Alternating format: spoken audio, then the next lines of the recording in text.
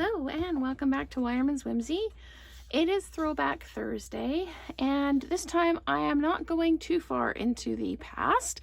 I'm just going back to Celebration, which just finished, and I'm using the Dainty Flowers Designer Series paper along with the Dainty Delight stamp set and dies.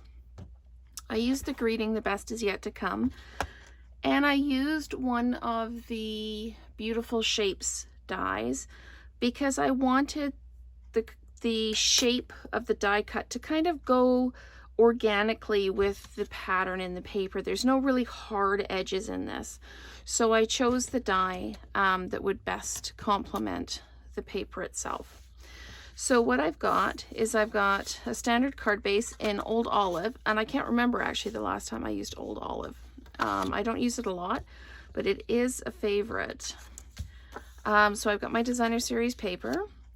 I've got a piece of the frayed ribbon that's going to go on. Honestly, this card kind of grew really as I was going. I'm just like, oh, I could do this, I could do that. So I've stamped the Greeting, The Best Is Yet to Come, in second value of the Rich Razzleberry, because the first value with this paper was a little harsh. So that'll go like that.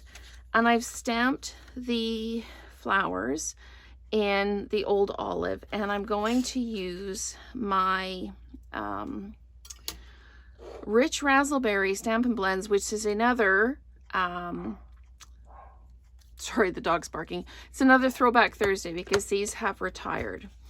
When you're doing this, if you're stamping with regular ink, it's best if you just give it a few minutes to dry so that it doesn't blur when you're using your blends on it. So this is super quick to put together. I used the light and I just kind of dabbed it on. I didn't color hard because I didn't want to obliterate the lines underneath. So it's more kind of an abstract type coloring, very similar to the paper background being quite abstract as well. So we're just going to fill in the large flowers like that, and then I'll take the dark and I'm just going to use the thin end and just kind of dot in the smaller flowers. Again, this is quite dark and I don't want to obliterate the flowers underneath. I just want to add a little bit of abstract color in there. So just going to come in and just dab like that. And then I used the dark Daffodil Delight to me, this is cow parsnip or yarrow or something like that, so it should be yellow. So, and I'm just dabbing, not that you can even really see it, but just a little bit of color in the middle there. And instead of using Old Olive on the greenery, I used the, I used light Old Olive. For some reason, I thought I used soft seafoam, but I used the light Old Olive, and just, again, with the thin end, just kind of came in and dabbed some color in, not wanting to, again, completely obliterate the stamping underneath. The nice thing about the blends is if you just tap some color in, it will kind of bleed into the paper a little bit and give you that like a full color look without having to do the full color. So sometimes I do all of this before and cut it out and get ready, everything ready, and then just build the card. But I thought today we could spend some time and just do some coloring. So then that's filled in like that, and just double check you've got all the color you want on there. So move those off to the side. And then we pull in our cutting plate and we line this up. this one, you just take a little bit of time and make sure you kind of have equal distance around all your elements so you don't end up with, you know, a white halo on one side and really close cut on the other. We're just going to sandwich that up and run it through the machine.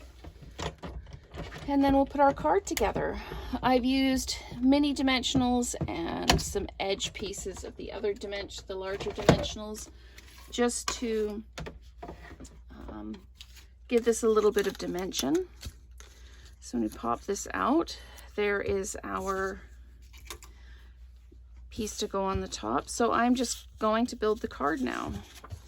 So we're going to just flat mount with some Stampin' Seal. Again, the correct way up. I always do that, but yes, correct way up. I specifically wanted the brighter color in the top to draw the eye up the card.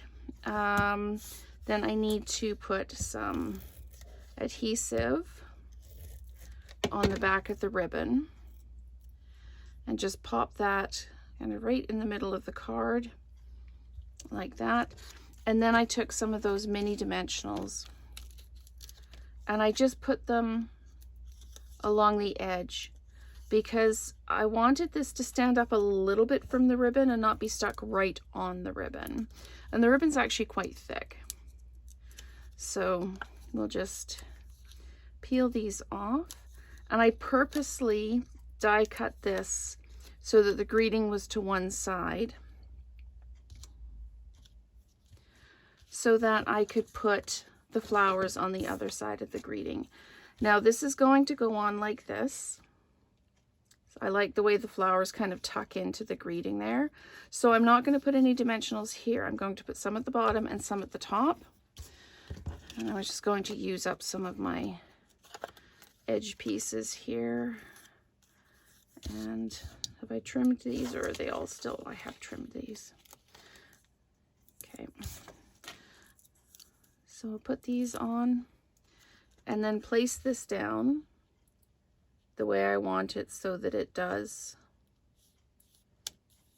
kind of tuck into the greeting there. And then I thought, well, it might be a little bit plain, so I pulled out my adhesive back milky dots. And these light colored ones here are absolutely perfect for this. They just add that little bit of subtle color without kind of taking everything over. And I usually put an odd number of dots on. I think I put an even number of dots on this one. But just kind of pulls the eye around and up. So thank you so much for watching this Throwback Thursday with the Dainty Flowers Designer Series paper and the Dainty Delight Bundle.